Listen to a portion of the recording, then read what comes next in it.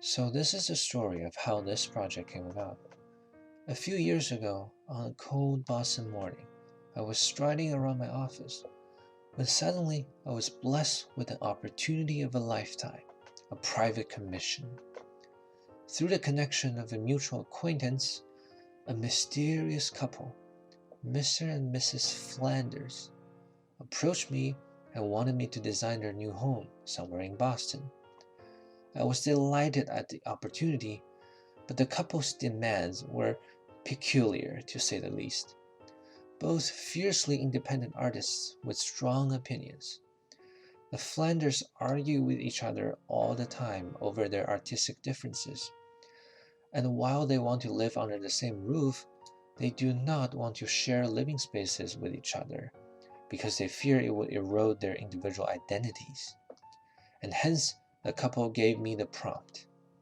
We don't want to live together. We want to live in the vicinity of each other.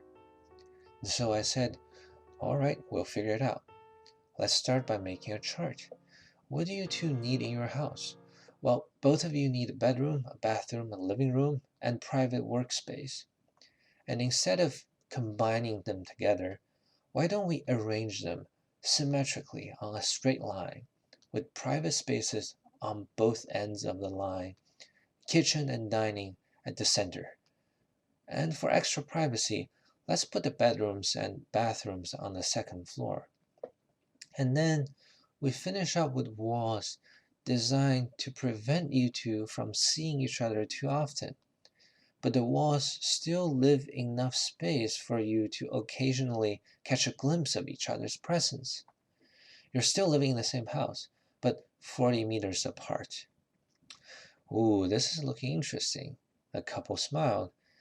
We'll definitely fight less and get along better in this house. But how are we going to find a place in Boston that fit this thing? Oh, don't worry, Mr. Flanders.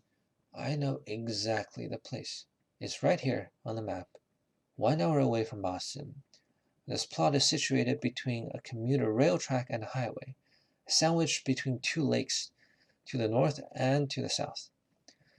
Now place our diagrammatic plan on the site, and let's figure out the section first.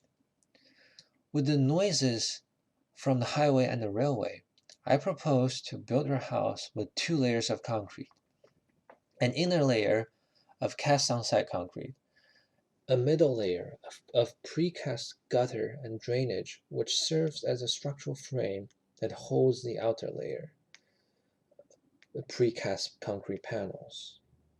The design is based on 4 variations of this pitch roof section, and each 4 represents a different program.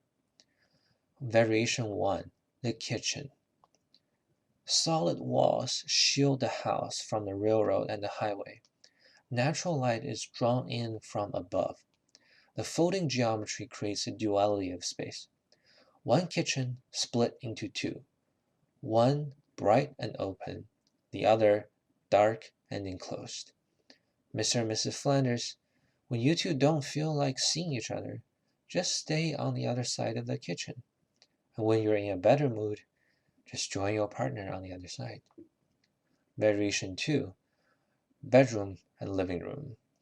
The bedroom is on the second floor, allowing direct view of the lake while avoiding the rail tracks. Again, the domestic spaces are split into pairs, a private inner chamber on one side, and this continuous flow space on the other side. An uninterrupted flow between the private bedroom and the entrance corridor. When your loved one walks by the corridor, even if you don't feel like greeting her, you will hear her presence. The sunken floor design dramatizes this intricate play of privacy. Variation 3, stair and bathroom. Following the same logic of having no windows on first floor, this section draws just a little amount of sunlight into the bathroom and the staircase. The ventilation ducts are in the floor to avoid puncturing the roof. And variation 4, the kids' room.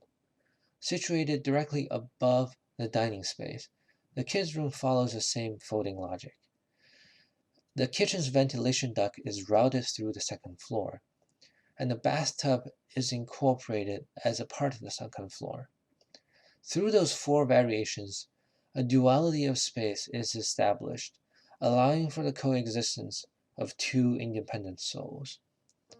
And following the development in sections, our initial diagrammatic plan has evolved into this form. And now we'll take a closer look at the long sections. The systems, some of it mentioned before, navigates between the first layer and the outer layer of concrete in a way that avoids disrupting the flow of space. From the drainage system to the ventilation, and then the radiant heating and cooling system. Despite being 40 meters apart, you can still catch a glimpse of each other. And here we see private bedrooms maintaining a visual and vertical connection to the common area. It's almost as if your family is living on the same alley, not in the same house. Mr. and Mrs. Flanders, this house guarantees that you won't be around each other all the time, but you will feel each other's presence in more subtle and more profound ways. Well, I hope this design satisfied both of your wish to live in the vicinity of each other. And I think 40 meters seem to be just the right amount for your love to flourish. That was the story of this house. It has been a few years since it was built. Apparently the Flanders really enjoyed it, and they recently sent me this professionally made film to show how much they are enjoying it. And let's take a look.